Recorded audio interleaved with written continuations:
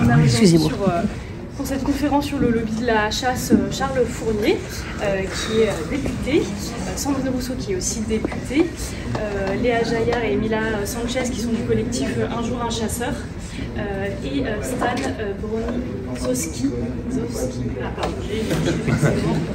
Bronizeski, de porte-parole d'ABBA. Donc l'idée, ça va être de pouvoir dire un petit peu comment est-ce que vous percevez ce lobby de la chasse, en tout cas comment est-ce que vous le définissez si vous ne l'avez pas appelé comme ça. Quelle a été vous, votre expérience sur ce sujet, et puis après on enchaînera plus sur l'aspect peut-être en tant que citoyen et citoyenne, c'est ce qu'on peut faire aussi par rapport à ce lobby-là. En tout cas. Laura et moi, nous sommes les co-responsables de la commission conditions animales, et voilà, on est ravis d'organiser merci à vous d'être ici nombreux et nombreuses ce matin. Alors on va commencer du coup, qui veut commencer peut-être à donner un peu sa définition du lobby de la chasse, de ce que comment vous définissez-vous et quelle est votre expérience Avec Léa, on a fondé le collectif Un jour un chasseur. Donc pour ceux qui ne connaissent pas, c'est un collectif qui a été créé suite à la mort de notre ami commun, qui s'appelait Morgan Keane, qui avait 25 ans et qui a été tué par un chasseur alors qu'il coupait du bois dans son jardin. Donc c'était en plein confinement en 2020. Et donc suite à ça, on s'est rendu compte autour de nous que les langues se déliaient, des voisins sur les réseaux. On entendait en fait des histoires de personnes qui témoignaient sur ce qui avait pu leur arriver, des presque accidents, des personnes qui avaient été blessées ou tuées eux-mêmes ou dans leur entourage. Et donc on a décidé de recueillir cette parole en recueillant cette parole via une adresse email au départ. Et quand on s'est rendu compte qu'on en recevait de toute la France et qu'on était dépassé par le nombre de témoignages qu'on recevait, on a créé un compte Instagram et c'est comme ça qu'on relaie cette parole-là pour la rendre visible. Du coup, le but du collectif, c'est ça en fait, c'est vraiment la libération de la parole des ruraux vis-à-vis des violences des chasseurs à la campagne. Et au début, ce qui est important de dire, c'est que nous, on n'avait pas du tout conscience du problème en fait. On avait envie d'agir au niveau local par rapport à ce qui s'était passé, mais on ne savait pas du tout où est-ce que ça allait nous mener et on n'avait aucune idée en fait, qu'on allait recevoir autant de témoignages aussi vite et qu'on n'avait pas au début pensé à ce qu'on allait faire, par la suite. Et voilà, et du coup maintenant, la partie récolte des témoignages, c'était la première chose. Et on essaie aussi du coup en parallèle d'agir un petit peu au niveau politique aussi. Donc on a lancé une pétition sur la page pétition du Sénat il y a 2 ans qui a atteint les signatures nécessaires. Enfin, on a demandé aussi une commission d'enquête à la Cour des comptes, une enquête à la Cour des comptes sur les subventions publiques accordées aux chasseurs. Donc on essaie, en plus de la partie visible sur les réseaux, d'avoir cette portée politique un petit peu, et voilà. Et du coup, comment vous définissez ce lobby de la chasse? Vous avez dit que c'est pas vraiment le mot que vous utilisez? Non, nous on y est confrontés, mais plus du coup par rapport aux témoignages qu'on reçoit. Donc ça passe plus par tout ce qui est omerta, on se rend compte que c'est une force qui agit à tous les niveaux en fait. Parce que les gens n'osent pas parler, parce que les chasseurs sont partout, dans toutes les institutions, qu'elles soient de toutes sortes. Et nous, après on pourra peut-être le développer plus tard, mais effectivement on voit qu'un lobby, pour nous ça agit du coup au niveau financier, ce qui est le cas des chasseurs, au niveau politique, ce qui est le cas aussi des chasseurs, et même au niveau physique dans le cas des chasseurs, parce qu'il y a une menace par rapport au fait qu'ils sont armés et qui représentent quand même un nombre important, mais on pourra peut-être revenir dessus après, mais en gros, voilà. Merci. Alors, j'allais dire, la première question, c'est comment j'ai été confronté au lobby de la chasse. Moi, je crois que depuis que je suis né en Sologne, je ne sais pas si vous connaissez la Sologne, dans une commune qu'on appelait la capitale de la chasse. Voilà. Donc quand on est là, soit on bascule écolo, soit on finit chasseur. Je suis tombé du côté écolo. Mais je dis ça, c'est vrai, tout était chasse dans la petite ville dans laquelle j'ai grandi. Tout l'armurier dans une petite ville de moins de 5000 habitants, le maire, évidemment une bonne part des habitants, toute l'activité économique dépendait de la chasse, et c'est extrêmement prenant. Moi j'allais souvent en forêt les week-ends, mais plutôt pour ouvrir les volières pour aller libérer les faisans qui étaient enfermés. Et c'est comme ça que finalement mes premiers contacts avec ce que je ne conscientisais pas comme le lobby de la chasse a commencé. Et puis, ce sujet m'a évidemment suivi depuis longtemps, et depuis que je suis... alors, il m'a suivi quand j'étais élu régional, mais je voudrais surtout parler de mes dernières expériences là-dessus. Je suis député, j'ai déposé 2 propositions de loi. L'une très large qui visait à réduire le nombre de jours de chasse, interdire les chasses barbares et interdire la chasse en enclos qui pose des problèmes écologiques majeurs, et mon territoire est particulièrement concerné. Et puis une deuxième proposition de loi pour interdire la chasse le dimanche, qui était une proposition tout à fait de compromis, qui n'allait pas très loin quand même dans l'ambition. Et là, le déploiement de la puissance du lobby, je l'ai vécu pendant plusieurs mois. Je continue toujours, dès que je vais m'exprimer sur le sujet, je suis suivi par ce lobby qui a plein de formes, qui est protéiforme puisqu'il faut le définir. Il a des formes évidemment associatives, qu'on retrouve dans la Fédération de la chasse, à l'échelle nationale, à l'échelle locale. Il a des formes politiques. Le mouvement de la ruralité est un parti politique de la chasse. Il a des formes dans d'autres partis politiques. Il est extrêmement présent à l'Assemblée nationale avec un groupe d'études présidé par un député de la circonscription voisine de la mienne, qui s'appelle Daniel Lavaronne, qui préside le groupe d'études dans lequel il y a beaucoup de députés, 129 je crois, si je ne dis pas de bêtises ou quelque chose comme ça, qui sont présents dans le groupe d'études chasse à l'Assemblée nationale, de tous les bords, voilà, sauf le nôtre, évidemment. Et puis il a une forme économique extrêmement puissante, il est associé à la mise en œuvre de politiques publiques. Et ça, il faudra qu'on en parle. Il est légitime depuis le début parce que on n'avait pas le choix qu'être adhérent d'une fédération de la chasse. Ça commence par là. Et donc finalement, c'est contraire d'ailleurs même à la liberté associative. Donc il a une longue histoire, il est très organisé, il est financièrement puissant et il agit, mais il agit de manière totalement décomplexée. Je termine là-dessus. Je me rappelle d'un débat de Daniel Salmon avec le patron du mouvement de la ruralité. C'est assumé totalement d'être un lobby. Et tout est assumé. C'est des positions extrêmement dures. Voilà. Et donc on discutera de qu'est-ce qu'on fait face à ça. Mais voilà à peu près, je peux dire en intro et pas très bien réveillé. Alors comment j'ai rencontré le lobby de la chasse? Eh bien, je l'ai rencontré rapidement, je vais vous dire. Très rapidement. Moi, je vais vous raconter une anecdote et puis une actualité. L'anecdote, c'est quand je faisais campagne en 2015 pour la région Nord-Pas-de-Calais, et où c'était je ne sais plus quel anniversaire de la guerre 14-18. Pardon, je ne suis pas très réveillée, mais c'était le 11 novembre, voilà, je pense que c'était ce moment-là. Et j'allais faire en tant que tête de liste une commémoration aux fusillés pour l'exemple sur le chemin des Dames. C'est plus le Nord-Pas-de-Calais, c'était la région Hauts-de-France. Et donc sur le chemin des Dames, il y a une stèle pour les fusillés pour l'exemple, c'est-à-dire ceux qui n'ont rien fait et qui ont été fusillés, et je voulais rendre hommage à ces gens. Et on est arrivé et on était là avec des gens qui étaient des anciens combattants, des associations de personnes qui défendaient ces fusillés pour l'exemple. Et puis on était là aussi avec des associations locales du terrain, parce que c'est un terrain qui est très accidenté, on voit encore les trous d'obus, etc. Et qui donc nous faisait une espèce de visite guidée de ce champ de bataille dont on voyait encore les traces. Et alors qu'on était en pleine visite et qu'on était là avec des journalistes, etc., enfin qu'on était en campagne, sont arrivés 4 ou 5 4x4 énormes, noirs. Ils sont arrivés avec leur gilet orange et ils ont posé chasse en cours, merci de ne pas avancer, sur le chemin des Dames. Alors même qu'on était le 10 novembre, c'est-à-dire la veille de la commémoration des fusils pour exemple. Et en fait, ça m'a énormément choqué ce moment-là, mais vraiment énormément choqué. C'est-à-dire qu'en fait, ils sont arrivés avec les 4x4, ils ont posé chasse en cours, merci de dégager, et on n'a même pas pu rendre hommage aux gens qui avaient combattu. Et en fait, c'était une appropriation sauvage, massive, immédiate, violente de l'espace.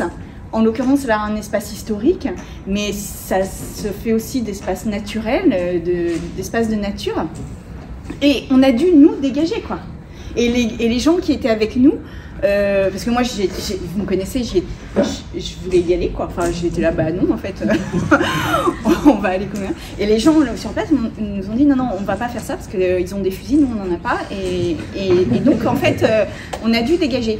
Et ce moment-là a été un moment quand même où je me suis posé la question de quelle était la place de la République, en fait, de la mémoire, de la commémoration par rapport à une appropriation de quelques chasseurs, parce qu'ils n'étaient pas si nombreux que ça, quoi. Et ils sont arrivés, ils ont pris l'espace et puis tout était impossible. Et la deuxième chose, c'est une actualité, c'est que j'ai fait une matinale sur les cas de vérité il y a de ça maintenant 1 an ou 2 ans, je ne sais plus, où j'ai dit qu'il y avait 25% des féminicides qui étaient des faits par armes de chasse. Et donc les chasseurs avaient quelque chose à voir avec les féminicides et qu'on ne pouvait pas nier le lien entre les fusils, la possession de fusils et les violences sur l'entourage et les pressions sur l'entourage et notamment sur les femmes. Donc je rappelle que beaucoup de femmes en ruralité qui subissent des violences conjugales se plaignent énormément de ne pas être en mesure de porter plainte précisément parce que les gendarmes sont souvent soit des copains et quelquefois souvent des copains de chasse des maris, etc. Et qu'en fait les femmes en ruralité ont énormément de mal à avoir accès aux droits et à la protection qui leur est due et qui est légitime. Et donc j'ai dit ça sur une matinale et puis il ne s'est rien passé. Et quelques mois plus tard, j'ai reçu à mon domicile un huissier de justice qui est arrivé avec une convocation au tribunal parce que la Fédération nationale des chasseurs avait déposé plainte contre moi pour non pas diffamation, mais je ne sais plus quel est le titre exact, mais ça voulait dire que ma parole avait nui à leur activité commerciale. Et il me demande des dommages et intérêts à hauteur de 10 centimes par chasseur, soit 100 000 €. Voilà. Alors l'audience n'a pas encore eu lieu parce que vous savez, avant les audiences, il y a toujours plein d'argusties, etc. Donc normalement, l'audience devrait se dérouler en 2023-2024 là. Mais ce qui m'a vraiment frappée dans cette chose-là, c'est à quel point ils n'ont pas parlé. Et en fait, ils n'ont pas fait de communiqué, ils n'ont pas revendiqué, ils l'ont fait comme ça. Et quelques jours après avoir reçu cette convocation au tribunal, eh bien, le président de la Fédération des chasseurs disait qu'il réfléchissait à une liste aux européennes de chasseurs pour revendiquer la chasse aux européennes. Et je me dis, en fait, ils utilisent tous les éléments possibles pour casser toute opposition à leur activité. Et moi, ils utilisent le juridique, mais ils vont utiliser les listes aux européennes. Ils utilisent l'intimidation pour les personnes qui se battent sur le terrain. Ils utilisent leur porte d'entrée dans tous les lieux de pouvoir. Et en fait, c'est un lobby d'autant plus puissant qu'il est assez invisible en réalité. C'est-à-dire qu'on ne peut pas se confronter à lui. Moi, j'aurais préféré quelque part que le président de la fédération de chasse dise « Ah, mais Rousseau, c'est une abrutie. » Et ben non, on y va. Et puis là, au moins, on se confronte et on se confronte sur le terrain politique. Mais en fait, c'est pas ça qu'ils ont fait. Et c'est en ça que ce lobby est extrêmement puissant. C'est qu'il avance à visage masqué, enfin il avance de manière souterraine et il avance dans tous les lieux de pouvoir et de toutes les manières possibles avec tous les arguments et toutes les méthodes possibles pour faire taire les opposants. Et moi je vous le dis, je pense que là avec Macron on a par ailleurs un relais extrêmement puissant du lobby de la chasse. On l'a vu avec la baisse du permis de chasse, avec les subventions aux chasseurs, etc. Et qu'on n'a jamais eu autant de pouvoir finalement, de pouvoir invisible et souterrain, mais de pouvoir réel de ces fédérations de chasseurs dans le débat politique et dans les politiques publiques. Et je compte sur vous si j'ai 100 000 € de dommages et intérêts à donner On va te faire des cadeaux. Litchi. T'as pas le droit si tu es condamné. Après, t'as pas le droit. Je m'appelle Stan Broniszewski. Je suis picard, hein, je suis né à Compiègne, j'ai vécu là-bas quasiment toute ma vie. Et il y a quelques années seulement, j'ai commencé à poser des questions à mes amis, à des gens dans les villages autour de chez moi, à leur famille, sur ce qui se passait avec la chasse à courre, parce qu'il y a un équipage de chasse à courre très fameux qui sévit dans la forêt de Compiègne. Et j'ai réalisé qu'il y avait un problème particulier avec cette pratique, un problème particulier de chaos. C'est-à-dire les gens me racontaient des anecdotes, mais de dingue, avec des gens en redingote du 19e siècle qui rentraient chez eux pour charcuter les animaux, qui les repoussaient de leur propre jardin ou de leur propre maison, des gens qui avaient des accidents de voiture avec des chiens errants dans tous les sens. On a commencé ensemble à recenser toutes ces anecdotes, à réaliser qu'il y avait un problème qui était particulier en fait à cette pratique, mais qui était universel dans toute la France. Et on s'est dit, il faut faire quelque chose, il faut qu'on s'organise. Et donc, on s'est mis en tête d'abolir cette pratique qui nous paraissait barbare et qui nous paraissait aussi créer un problème de sécurité dans les campagnes françaises. Parce que Sandrine a bien raconté avec son anecdote du chemin des dames que il y a une question de l'occupation des espaces et des territoires par les chasseurs qui est particulière. Ils se sentent chez eux partout, ils se sentent au-dessus des lois partout, mais la chasse à courre, c'est vraiment un cran au-dessus. C'est-à-dire qu'il y a un état d'esprit féodal qui va avec et qui fait que pour faire face à ces gens, on fait face à un lobby, on va en parler beaucoup, mais là on fait vraiment face à des réseaux très puissants qui ont infiltré l'État à certains niveaux, dans certaines institutions locales, dans les préfectures, on va en parler, mais aussi qui ont un certain poids dans les villes, dans les villages et chez tous les notables en fait. Et donc du coup, on s'est mis en tête d'abolir ça, donc par la voie parlementaire, c'est là où on rencontre le lobby de la chasse, quand on essaie d'aider les gens à déposer des PPL, on voit les différentes réactions, on pourra en parler, mais aussi d'un point de vue judiciaire, quand on essaie de faire condamner les équipages qui se rendent coupables de débordements très graves et qui mettent en danger les gens, où là, on voit aussi que politiquement, les procureurs sont pas très enclins à faire respecter la loi quand il s'agit de la chasse et la chasse à courre. Et donc en attendant ce jour béni, ces lendemains qui scintillent un peu de l'abolition de la chasse à courre, on s'est mis en tête d'organiser les gens pour limiter les dégâts de cette pratique directement sur le terrain. Comme on n'habite pas loin d'endroits où il y a de la chasse à courre, on s'est dit on va faire quelque chose, on est victime de ça. Du coup, ce qu'on fait au quotidien, ça va reprendre d'ici moins d'un mois, là, c'est pas marrant non plus. On organise ce qu'on peut appeler des patrouilles de villageois où on encadre la chasse à courre, on est dans la chasse à courre avec les suiveurs, avec les chasseurs, c'est assez dangereux des fois. On se met en tête d'informer nos voisins, les gens de tous les villages pour des dangers qui pourraient arriver. On boite absolument toutes les maisons, de tous les lotissements, de toutes les zones où on est présent, où il y a de la chasse à courre, pour informer les gens de leurs droits face à ces gens qui s'estiment au-dessus des lois. Et aussi, la plupart du temps, on dénonce avec des images ce qu'on voit, ce qu'on peut voir, ce que les gens au quotidien ne voient pas, parce qu'on est privilégié dans le sens où on a établi un rapport où on est en mesure d'être parmi les chasses à courre, donc on voit des choses que les gens normalement ne voient pas, on le rapporte au reste du monde, c'est assez dangereux des fois. Et quand on peut, on protège les animaux sauvages qui sont traqués, et on protège aussi les chevaux, les chiens, et surtout les gens des villages qui subissent des incidents constants. Évidemment, ça nous met en rapport direct avec les forces de l'ordre locales qui souvent, on va en parler plus tard, je ne vais pas m'avancer non plus, mais sont en lien avec les gens de la chasse à courre. Ça nous met en lien direct avec les institutions des préfectures qui, on va le voir aussi, je pense, sont remplis de gens de la chasse, en fait. On va voir que c'est les chasseurs qui se jugent eux-mêmes, qui sont responsables de réguler leurs propres pratiques. Donc ça pose un gros problème démocratique. Et voilà un peu l'expertise et le témoignage que je peux vous apporter ici aujourd'hui. Merci beaucoup. C'est déjà très fort. On va enchaîner du coup sur la deuxième partie qu'on a imaginée justement pour aller un peu plus dans le détail de tout ce que vous avez dit sur le retour d'expérience, comment vous analysez concrètement la puissance de ce lobby de la chasse, à la fois dans les institutions, dans la politique, peut-être dans les médias, je sais pas, sur le pouvoir judiciaire, sur les citoyens, etc. Est-ce que vous avez des exemples plus concrets et globalement une analyse de tout ce pouvoir? Pardon. Est-ce que du coup, on va rentrer dans l'analyse un peu plus précise de... Encore? Ouais. On va rentrer dans l'analyse un peu plus précise de ce lobby. À la fois donc, son pouvoir dans les institutions, je disais politique, judiciaire, économique, on a touché le sujet là jusqu'ici et ce serait intéressant maintenant d'aller plus dans le détail. Donc est-ce que quelqu'un veut prendre la parole? Vous avez commencé à le toucher du doigt, ce côté peur de représailles, crainte des personnes qui vivent localement et aussi toutes ces idées reçues sur quand on est contre la chasse, on est contre la ruralité, qui est quelque chose que moi j'entends souvent quand je milite sur ce sujet. Donc si vous pouvez aussi peut-être un peu développer ça en complément.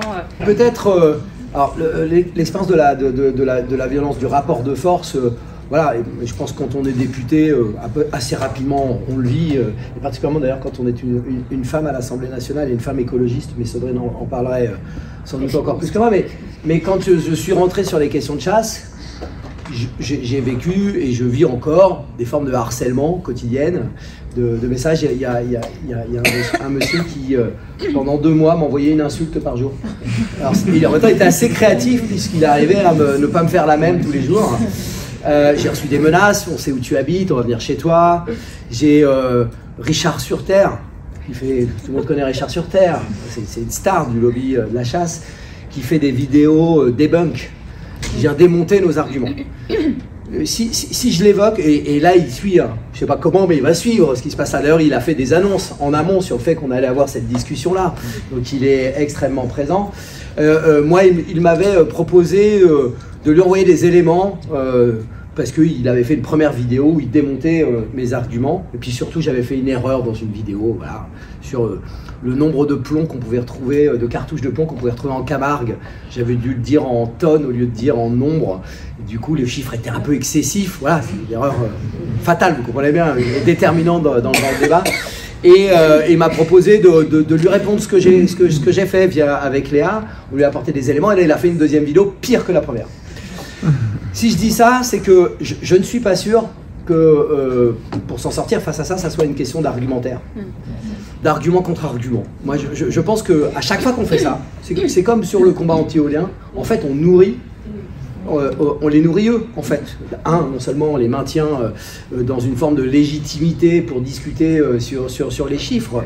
Moi, je pense que c'est plutôt tous ceux qui ont envie d'avoir un accès tranquille à la nature, qui sont des passionnés de la biodiversité, qui veulent avoir se préoccupent du vivant. C'est vers eux qu'il faut sans cesse s'adresser. Et il faut s'organiser nous-mêmes en lobby vers toutes celles et ceux qui ne se sentent pas concernés par cette pratique. Je ne sais pas si c'est la solution. Évidemment, il faut se défendre, il ne faut pas laisser faire. Mais j'ai l'impression que c'est par là que ça passe. Et puis sur mon expérience à l'Assemblée nationale, alors ma proposition de loi, elle faisait un article. Vous savez, quand c'est dans une niche parlementaire, souvent, on fait des textes très courts pour qu'ils puissent être adoptés. Je n'avais aucun espoir. C'était réglé d'avance. Le groupe d'études avait sans doute verrouillé un certain nombre de choses avec des gens issus de tous les groupes parlementaires. Donc j'arrivais dans le débat avec assez peu de certitude sur le fait que mon texte passerait. Et évidemment, ça s'est passé comme ça. Il y a eu assez peu de courageux, même si je sentais que certains étaient quand même assez partagés. Mais du coup, je suis arrivé assez décontracté. Et c'était finalement une séquence assez intéressante d'entendre tous les arguments. Et vous retrouvez évidemment dans la bouche des députés tous les arguments de la Fédération de chasse, mais au mot près. Ah, tout ça est préparé. Ils avaient sorti l'artillerie lourde, puisque c'était en commission et Ciotti était venu. C'était d'ailleurs les Républicains les plus durs. Je le dis, c'était pas forcément le Rassemblement National qui est un peu... qui est un mélange là-dessus. Même Marine Le Pen est ambiguë sur les questions animales. Mais du côté des LR, là, il y a une famille extrêmement virulente et totalement en lien avec le lobby de la chasse. Et du coup, ce temps-là, voilà, m'a juste permis à la fois de mettre en avant plutôt ce qui me semblait important, c'est-à-dire cet accès libre à la nature. L'argument qui m'était donné, par exemple, c'est « mais vous interdisez le dimanche, vous vous rendez compte, les ouvriers vont plus pouvoir aller chasser ». C'est quand même bon. Les ouvriers qui travaillent le dimanche, ça existe, mais c'est quand même pas... Voilà. Et puis, les promeneurs ouvriers qui voudraient pouvoir accéder à la nature, voilà, eux aussi ils sont concernés par le sujet. Et on peut effectivement démonter tous les arguments, mais moi j'ai plutôt accueilli les leurs pour ouvrir vers ce qui me semblait important de défendre sur cet accès libre à la nature, sur la question de la biodiversité, sur cet autre rapport au vivant. Voilà, je trouve que c'est là où nous sommes d'abord crédibles, où on peut nous écouter, où des gens qui peuvent être plus éloignés de ce sujet peuvent être sensibles. Tous les sondages montrent que les Français et les Françaises sont favorables à un jour sans chasse, voire plus. Voilà, il y a une majorité écrasante. Donc on n'est pas du côté de ceux qui devront convaincre, on est du côté de ceux qui devront mobiliser finalement toutes ces Français et Françaises qui sont favorables à ce qu'on modifie les règles, qu'on restreigne la place de la chasse. Et voilà, c'est une voie, mais il me semble que à aller répondre sans arrêt, je l'ai fait une fois, j'ai compris, Richard sur Terre, je ne sais pas où il est aujourd'hui, mais Bonjour, je ne lui répondrai plus. Voilà, c'est pas très utile. Voilà, donc voilà ce que je veux dire. On t'embrasse. Et vous le connaissez bien parce qu'il vous aime bien aussi, je crois.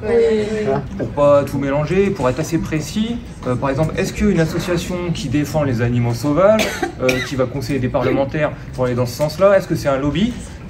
Pour moi, le lobby, il est caractérisé par quand même la représentation d'intérêts privés, en fait, et qui vont se mélanger avec des intérêts publics. Et par exemple, quand on est une asso de défense des animaux, moi par exemple, je suis pas sauvage, enfin pas aujourd'hui, quoi, et je pense pas représenter les intérêts privés, les miens propres en tout cas. Alors que les chasseurs, disons qu'on peut avoir un débat sur la régulation des espèces entre deux scientifiques. Celui qui est pour la régulation par la chasse, je vais pas le traiter de lobbyiste parce qu'il a son point de vue scientifique ou politique. Alors que si par exemple il représente une organisation de gens qui profitent de cette régulation par d'autres moyens, qui ont besoin de cette régulation pour faire du business et pour faire continuer une pratique particulière avec des intérêts particuliers, là ça devient pour moi un lobby.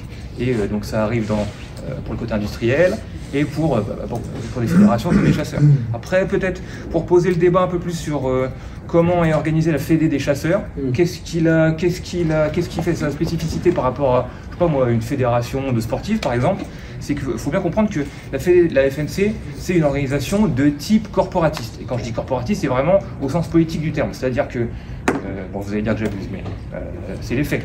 Dans les années 20, Mussolini met en place son État fasciste en disant l'État fasciste est corporatiste ou n'est pas. Et donc, c'est donc un projet de société, dans le sens où il liquide tous les syndicats, que ce soit des ouvriers et des patrons, et il remplace tout par des corporations par branche, où la lutte des classes ne pourrait pas s'exprimer du coup. Et ce serait que l'intérêt national de chaque branche, l'automobile, etc. Et donc, quand Pétain arrive au pouvoir en France, en 1941, avec la Révolution nationale, il met en place le même projet de société. Et donc en 1941, ici, il lance l'Ordre des médecins, je crois, et il lance la Fédération des chasseurs, qui est organisée de manière absolument corporatiste. Et qu'est-ce que ça veut dire? Charles disait tout à l'heure, c'est que toutes les assos de chasse de France sont obligées d'adhérer à la Fédé des chasseurs, ce qui n'est pas le cas pour le reste. Et du coup, ça crée un gros bloc monolithique, extrêmement puissant, avec une autre facette aussi qui est créée par le ministre de Pétain à ce moment-là, dans le même décret, je pense, c'est une création d'un genre d'OFB, je ne me souviens plus du nom à l'époque, où genre, il y a quelques représentants de l'État, quelques représentants de l'ancêtre de l'ONF, je crois que c'est les eaux et forêts, etc. Et une énorme majorité de chasseurs de tous les types de chasse. Et en fait, on délègue aux chasseurs le pouvoir de réguler leurs propres pratiques et en fait, on les fait rentrer dans un organe de l'État. Et ça, on le voit encore, ça s'est pas modifié. Par exemple, Pétain a aussi créé une corporation paysanne. À la Libération, ça a changé de statut. Aujourd'hui, on a la FNC, mais quand on est paysan, on peut être aussi ailleurs, on peut être, je sais pas moi, à la coordination rurale, etc. Pas les chasseurs, c'est resté sous la même organisation. Et donc aujourd'hui, on a un gros monolithe. Et si par exemple, imaginons 66% des chasseurs seraient contre une pratique féodale comme la chasse à courre. Hein, c'est le chiffre d'il y a 2 ans. Imaginons toute la France soit contre une mini-partie de cette pratique, hein, la chasse à courre. C'est évident, c'est le cas. Tout le monde est contre, même eux-mêmes. Eh ben, la FNC va être forcée de défendre en bloc ça parce que c'est son boulot et c'est un organisme monolithique qui va défendre chaque mini-chasse traditionnelle que tout le monde déteste et même eux. Et ça se voit dans leur réaction à ça, c'est-à-dire que en 2018, suite à la création de notre mouvement contre la chasse à courre, qui a commencé à faire un petit peu de bruit, on a Willy Schrein qui fait une déclaration à l'Assemblée des chasseurs dans la Somme, je crois, où il dit bon, on va remettre de l'ordre, je vais venir avec 800 gros bras en forêt de Compiègne et on va péter les gueules. Parce qu'il est forcé de défendre, excusez-moi le langage de Willy Schrein, mais je sais qu'il est un peu comme ça. Il est forcé de faire ces déclarations parce que lui, il n'y connaît rien en chasse à courre, mais il doit représenter quand même ses adhérents. Et du coup, il vient en forêt de Compiègne quelques mois après.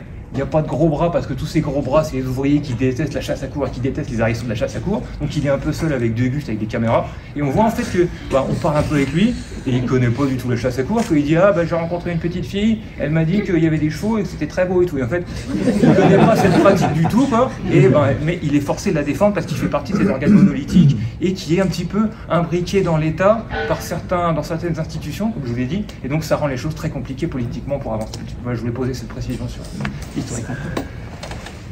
Par rapport à ce qu'on fait, par rapport aux témoignages, c'est toujours cette idée de dire que les témoignages qu'on publie sont faux, donc de décrédibiliser ça. Et on a eu pendant une période toute une vague en fait de faux témoignages envoyés par des chasseurs, très bien faits et orchestrés, en tout cas par probablement par Richard Surter parce qu'il a relayé tout de suite après, voilà.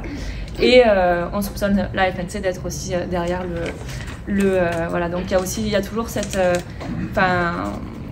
cette idée à chaque fois, comme ce que tu disais tout à l'heure aussi Sandrine, de vouloir dès qu'on remet en cause quelque chose, dès qu'on dénonce quelque chose, donc de décrédibiliser derrière en disant que c'est faux. Donc nous on compare beaucoup, c'est toujours les mêmes processus en fait, de décrédibiliser la victime en passant par d'autres médias ou en l'accusant de diffamation, etc. Et on a eu cette plainte aussi là du maire de Calvignac. C'est important. Non, je sais pas, mais on a eu aussi, on a dénoncé un peu après la mort de Morgane, on a dénoncé le fait que les chasseurs continuent de chasser en fait à côté de son jardin. Et dans le témoignage qu'on a publié par rapport à ça, on s'est trompé en fait. La personne qui nous a envoyé le témoignage s'est trompée et a cité la mauvaise fédération des chasseurs. C'était le village d'à côté, bon, c'était pas très important. Et en fait, le maire du village nous ou on sait pas qui en fait. Oui, mais si c'est lui. En fait, ouais. c'est le président de la fédération locale qui a déposé plainte contre nous pour diffamation en disant que c'était pas l'association de Calvignac, c'était l'association de Cajar qui était responsable de la mort de Morgane, mais c'était eux qui étaient dénoncés dans notre poste parce que c'était eux qui se trouvaient à ce moment-là à 100 mètres de la maison, vraiment devant la porte d'entrée, quoi. Et en fait, dans les faits, on s'est rendu compte 6 mois après qu'en fait, non, les deux fédérations étaient en fait bien présentes au moment du confinement parce qu'elles étaient invitées. Donc en fait, ils ont même porté plainte contre nous pour diffamation alors qu'ils étaient, alors qu'en fait, il n'y avait rien de diffamant. Mais elle a été classée sans suite très rapidement, de toute façon, cette plainte. Mais c'est encore pour montrer que, en fait, dès qu'on a publié ce post, ça a été. Voilà, ils ont tout de suite essayé de décrédibiliser alors que l'important c'était pas important quelle fédération chassait à ce moment-là. Ce qui était important, c'est qu'il y avait des chasseurs qui continuent de chasser à côté de la maison de Morgane alors que son petit frère était là. Donc c'est encore il n'y a même pas de remise en question de est-ce que ce qu'on fait, est-ce qu'il y a un problème dans ce qu'on est en train de faire ou dans ce que les chasseurs sont en train de faire en général. Et ça, c'est pas l'important. L'important, c'est qu'on a cité la mauvaise fédération de chasse, quoi.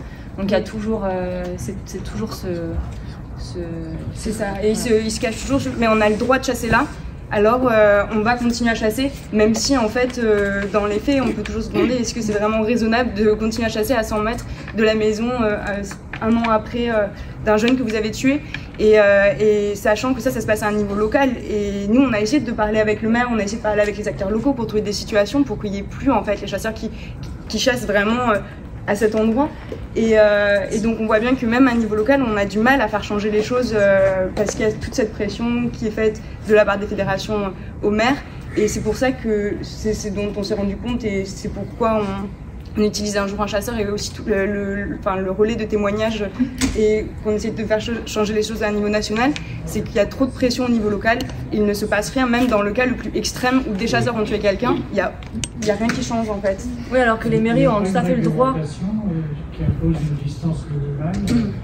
Il y a des distances, en fait ça dépend tellement des départements, ça dépend tellement des zones, ça dépend de quel type d'association, si c'est une ACA ou pas, il y a plein de règles en fait qui sont propres au lieu, donc nous on demande vraiment des réglementations nationales parce que sinon personne, eux-mêmes, c'est ça, eux-mêmes ne connaissent pas et personne s'entend sinon en fait. Donc quand Schrein dit on pourrait s'organiser par ville ou par département, c'est faux, c'est pas possible en fait, ça marcherait jamais. Les chasseurs, il y a trop de pression au niveau local de la part des chasseurs. Quand on voit qu'un maire dans une mairie dans laquelle il y a eu donc un mort ne peut pas prendre d'arrêté pour ça, c'est complètement légal de prendre un arrêté pour interdire la chasse sur ces terres, et encore plus quand il y a un accident, on peut rien vous opposer. Quand on voit que même ça ils le font pas, voilà, ça c'est pas possible en fait d'avoir des réglementations locales. Donc et ça vient du coup d'un lobby qui est plus, qui est pas le lobby de là-haut, mais qui est tout ce qui est tous ces représentants au niveau local. Vous faites des règles diversifiées d'un territoire à l'autre, c'est-à-dire le promeneur qui change de commune, c'est plus la même règle, c'est impossible. Il y a des communes, c'est ce qu'on me répondait quand je proposais l'interdiction de la chasse le dimanche partout en France. On me disait mais non, il faut que chacun localement, l'intelligence collective locale, règle le problème et qu'on ait des règles locales. C'est pas possible. Il y a des communes, dans les Vosges, il y a une commune qui a interdit la chasse le dimanche après-midi. Mais juste ça, le dimanche après-midi, ça commence quand? Ouais, et est-ce que quand on est promeneur, on doit avoir la charge permanente de s'interroger sur l'endroit où on va aller, dans quelles conditions on va y aller? C'est l'application numérique là, qui fait de vous quelqu'un qui doit faire attention aux chasseurs. Et c'est vrai, on inverse la responsabilité et on la renvoie vers les promeneurs. Donc moi je pense qu'il faut des réglementations uniformes, nationales sur ces questions. Il y a des étapes et des compromis à trouver et c'est pour ça que je proposais le dimanche comme jour sans chasse. Mais il faut que ça soit partout pareil. C'est pas les 95% de Français qui ne sont pas chasseurs et qui ne sont pas en lien avec des chasseurs qui doivent être contraints dans leur accès à la nature. Sur des méthodes que vous pourriez utiliser, vous, en tant que député, que les chasseurs, que les chasseurs utilisent, que vous pourriez récupérer en tant que député. Et juste, j'en profite pour dire que Marine Tondelier est avec nous dans la salle. Merci pour ta présence, et peut-être que tu aurais des choses à raconter toi aussi sur la chasse et les chasseurs. Voilà.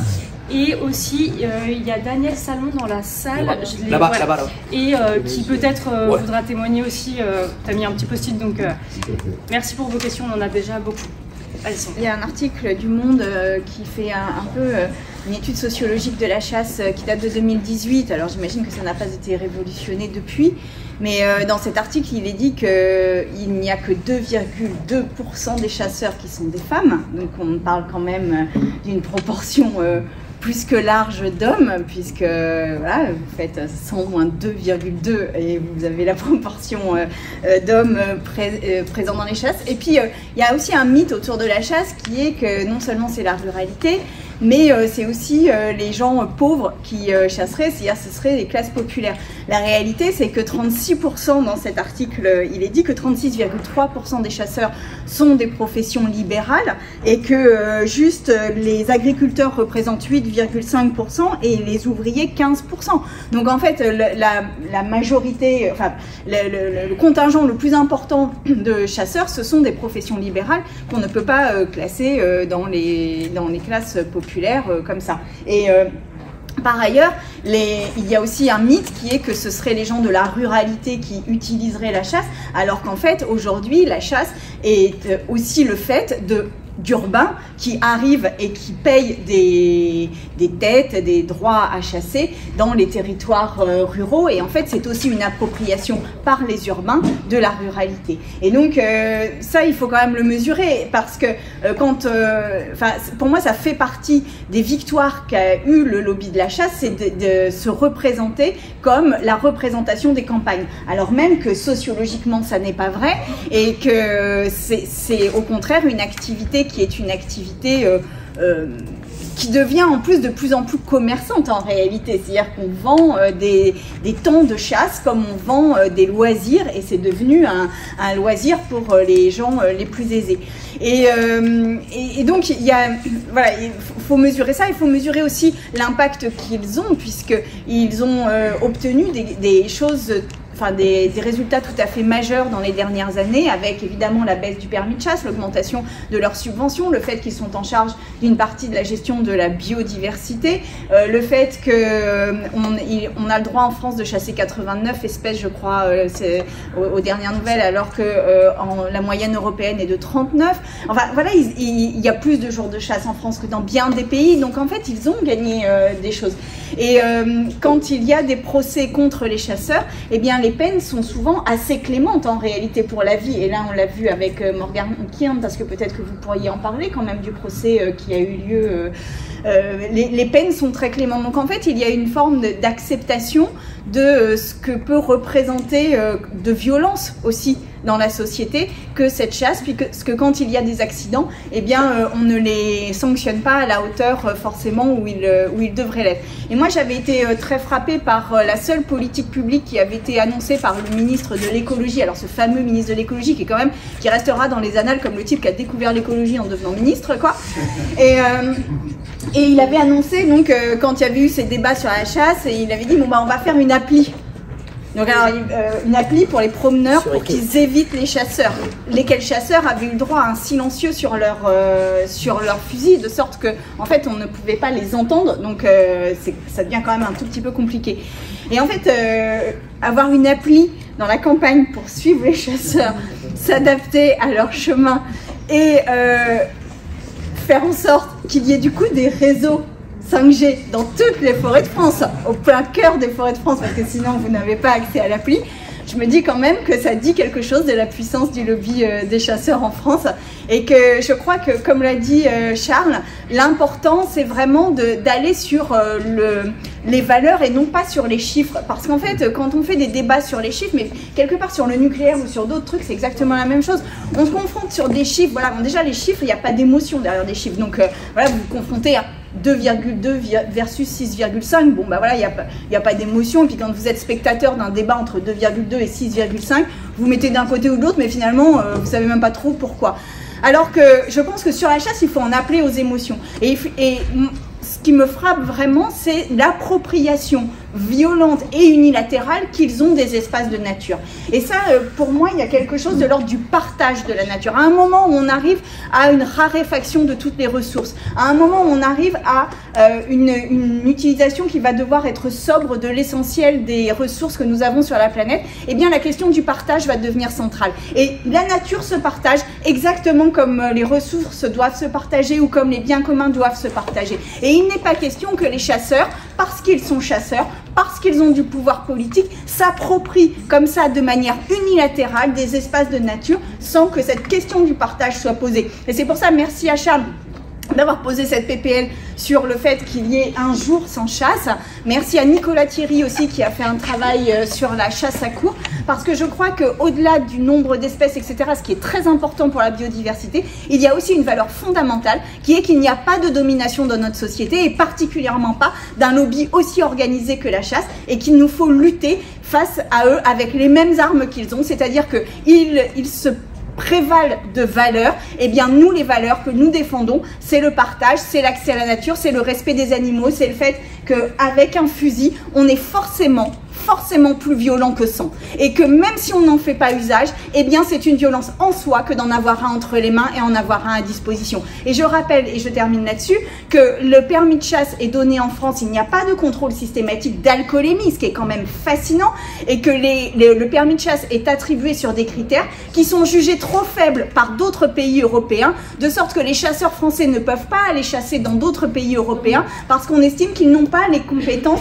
suffisamment reconnues formellement par un permis de chasse suffisamment solide. Donc c'est vous dire à quel point nous sommes en retard sur la gestion de la chasse en France, et il n'est pas question qu'on reste dans cette situation.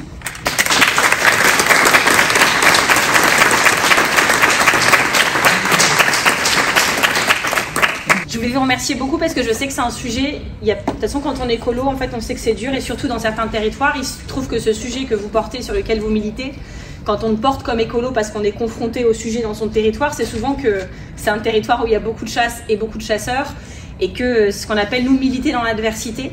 Et moi qui habite au pays des combats de coqs et des déterrages de blaireaux, parce que dans le Pas-de-Calais le combat de coqs est encore autorisé, il y a une dérogation, je sais à quel point quand tu arrives en parlant de droits des animaux, les gens te regardent en disant mais c'est des animaux, hein, c'est pas des humains, c'est des animaux. Donc je connais ce décalage, et je sais que ces sujets dont on parle ici, et tout le monde trouve ça évident parce qu'on est dans cette salle d'écolo, quand on arrive sur certains territoires, ça peut être beaucoup plus compliqué de les porter. Je remercie beaucoup Ava parce que ma première action de secrétaire national, c'était avec vous, c'était entre les deux tours du congrès, et comme on est avec tous les conseillers régionaux des Hauts-de-France, on l'avait fait, et je vous conseille de faire dans vos... Si vous avez des groupes d'élus dans vos régions, on avait avec Ava été observer une chasse à courre avec des caméras piétons. Alors ne le faites pas seul, parce que c'est quand même... déjà ils ont des 4x4 qui vont beaucoup plus vite que vous, donc il faut des toco-équipes, des voitures, des trucs, et des gens qui connaissent un peu cette forêt. Mais donc c'était à Compiègne, celle-ci, où on voit vraiment que des villes entières ont été façonnés et vivent autour de la chasse à courre. Il y a une signalétique particulière, il y a des dérogations pour les 4x4 dans les forêts chez les chasseurs précisément. Et moi, je me rappelle de la folie qu'il y a. Il se trouve que Quotidien nous suivait pour faire la première émission que j'ai faite quand je suis devenue secrétaire nationale. Et il y a en fait, c'est un mélange des inconnus et de Groland, mais il y a quand même un truc dans les mois qui ont suivi, quand ce reportage est sorti, parce que le reportage terminait par cerf 1, chasseur 0, puisqu'on avait sauvé ce cerf. Léa qui était avec nous, il va bien le cerf, tu l'as revu? Ouais, donc on avait sauvé ce cerf, et donc comme le reportage de Quotidien disait les écolos des Hauts-de-France ont sauvé un cerf, évidemment les chasseurs disaient ils l'ont pas sauvé du tout, de toute façon ils n'ont pas sauvé et puis après ils nous faisaient des procès pour délit d'entrave à la chasse. Donc il faut savoir, il y a eu délit d'entrave et vous ne l'avez pas tué, on ne comprend rien. Plus c'était chasseur.net ou je sais plus quoi qui disait ils ont entravé une chasse en forêt de Rambouillet. Donc je disais j'espère que vous êtes plus précis avec votre fusil qu'avec vos tweets, parce que là en plus vous êtes trompé de région. Donc il y a un truc quand même on voit de front contre front. Et ce que je voulais vous dire par rapport au débat qu'on peut avoir ici, c'est pourquoi on a besoin en tant qu'écolo d'être fédéré. Évidemment que vous avez un rôle en tant qu'associatif, que collectif, que nous avons un rôle en tant que militants politiques ou élus qui n'est pas le même. Mais on sait qu'en face, et c'est le cas du lobby de la chasse qui est quand même exemplaire, tu l'as dit Sandrine, dans la matière, c'est qu'ils sont extrêmement organisés, structurés, fédérés, et que si nous en face nous ne le sommes pas, alors forcément ils partent avec une longueur d'avance. Et c'est ce qu'on fait avec les états généraux de l'écologie en ce moment. Je vous l'ai dit hier en plénière d'ouverture, on a concerté 180 structures associatives, des très grosses ONG à des plus petits collectifs, et ces 180 structures qui nous ont répondu représentent 2 millions d'adhérents. 87% nous disent oui, il faut que vous vous refondiez, c'est important. Et 97% nous disent il faut qu'on travaille mieux ensemble. Évidemment, Greenpeace, AVA, le collectif Un jour à un chasseur ne vont pas dire maintenant, nous on est dans le nouveau parti, on appartient. Ça n'aurait pas de sens pour nous, ça n'aurait pas de sens pour vous. Mais il faut qu'on trouve les endroits dans ce nouvel écosystème où les liens sont plus c'est pas juste les journées d'été, quoi. Il faut que ce soit en fait, qu'on structure des liens qui fassent que ce soit très fluide tout le temps, qu'on puisse vous aider quand vous en avez besoin et que vous puissiez nous aider quand on en a besoin. Et je vous remercie sincèrement parce que je sais que vous le faites déjà, même si on se connaissait pas. Moi, j'ai vu votre thread sur le Lot-et-Garonne quand j'étais tombée sur l'autre cinglé là de Bousquier-Cassagne, qui en plus, enfin, c'est quand même un déplacement où on vient parce que les copains locaux nous invitent, où la préfecture finit par m'appeler en disant vous ne pouvez pas y aller, c'est trop dangereux. Et je dis mais qu'est-ce qu'ils vont faire? Ah mais ils ont invité les chasseurs aussi. Il y avait des agriculteurs qui allaient manifester, mais là la fédération de chasse est en train de rejoindre. Et je me rappelle dire à la préfecture mais ils vont quand même pas me fusiller en fait. Donc, et elle me dit non mais ils ont des fusils, ils tirent en l'air, ça peut faire peur, ça peut provoquer des mouvements de panique. Et il y avait vraiment, la préfecture vous demande en tant qu'écolo de ne pas aller dans un département entier, parce que moi le mec au téléphone m'avait dit j'ai tout le département, tu sors du train, je te remets dans le train, tu sors de l'autoroute, je te remets sur l'autoroute, tu ne mettras pas un pied dans le département. Et la presse locale c'était chasse à la femme, la traque continue, enfin c'est un truc de malade quand même. Mais comme le cerf, on y a échappé, n'est-ce pas? Mais je sais que c'est un truc, en fait on aurait pu ne pas y aller, on aurait pu y aller et ne pas en parler parce qu'on avait un peu honte, et le fait de l'avoir dit a quand même collé la honte aussi à lui et moi y compris. Des chasseurs et des agriculteurs du Lot-et-Garonne m'ont appelé pour me dire à quel point ils avaient honte en fait de ce qui s'était passé, et y compris ils considéraient que ça les desservait. Donc je suis intimement convaincue que ce qu'on dit en plus peut être entendu par une majeure partie de la population. Évidemment qu'on ne va pas interdire toute la chasse et les chasseurs, c'est pas ce qu'on demande. Certains le demandent, mais je pense pas que c'est à ça qu'on arrive. Mais il y a des choses évidentes, la chasse à courre, la corrida sur d'autres sujets animaux, le déterrage des blaireaux. Enfin, il y a des pratiques qui sont même interdites par l'Europe et qu'on fait en France.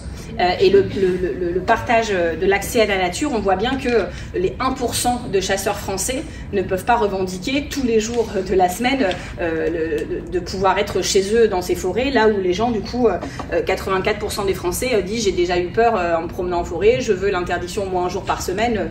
Donc voilà, c'est des choses très simples.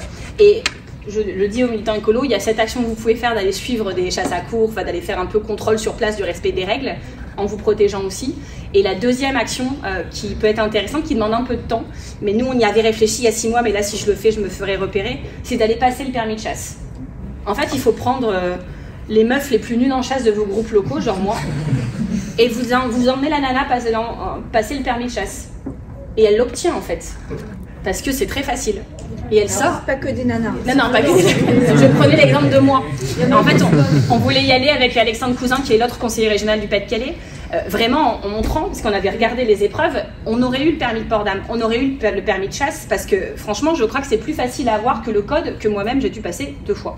Et donc, je pense que c'est le genre d'action que vous pouvez faire dans vos groupes locaux et aller communiquer à la presse ensuite en disant, ouais, il y a des accidents de permis de chasse, et en fait, quand on voit à quel point c'est facile de l'obtenir, puis après, vous pouvez dire la théorie de ce que Sandrine a dit, dans d'autres pays, y compris nos chasseurs français sont pas habilités à chasser tellement c'est trop léger. Et ça permet, je pense, de mener ce qu'on appelle la bataille culturelle, d'aller les gens qui sont pas très avec la chasse, voilà, qui progressivement de cran en cran s'engagent sur le sujet parce qu'ils disent ouais là vraiment c'est pas normal et c'est pas juste un chasseur qui a mal, enfin qui était pas réveillé ce jour-là ou qui a pas respecté la distance. C'est structurellement un problème d'organisation et de réglementation autour de la chasse en France. Donc merci pour tout ce que vous faites, merci la commission pour cet atelier et pour tous les autres, et merci à vous de vous intéresser au sujet parce qu'il y a un peu de travail quand même. Prenez soin de vous.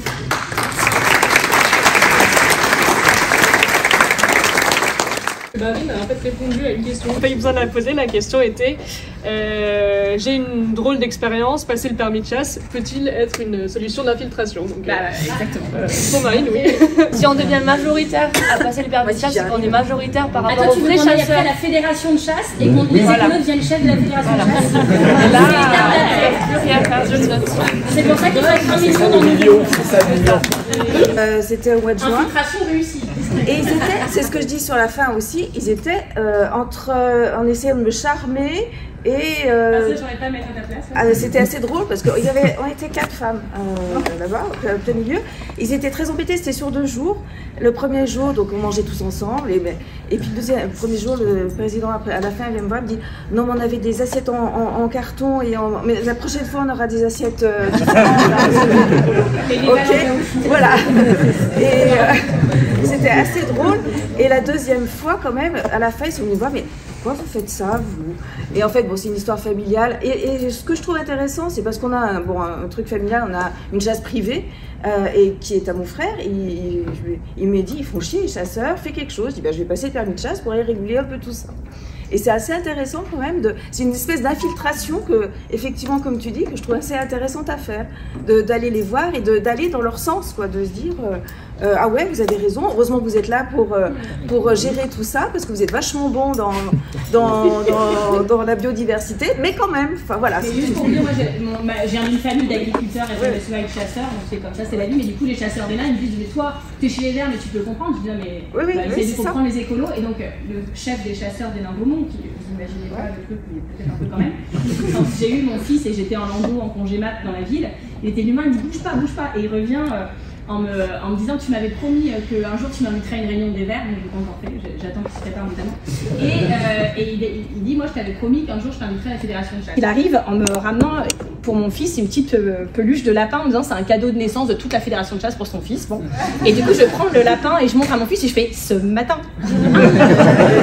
Et c'est resté une blague chez eux en disant ouais ils sont chiants mais quand même ils sont un peu marrants. Et je pense que ça c'est important aussi pour voilà. Oui mais c'est... Donc Chantal Goya, meilleure arme aussi. Il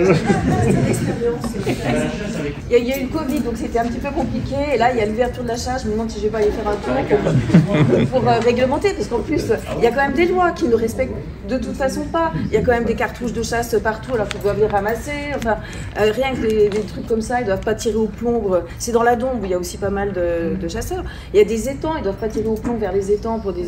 Mais ils en ont rien à faire, quoi. C'est ça. Et donc moi, c'est une chasse privée, donc à la limite, je fais ce que je veux. Je peux leur dire. Voilà.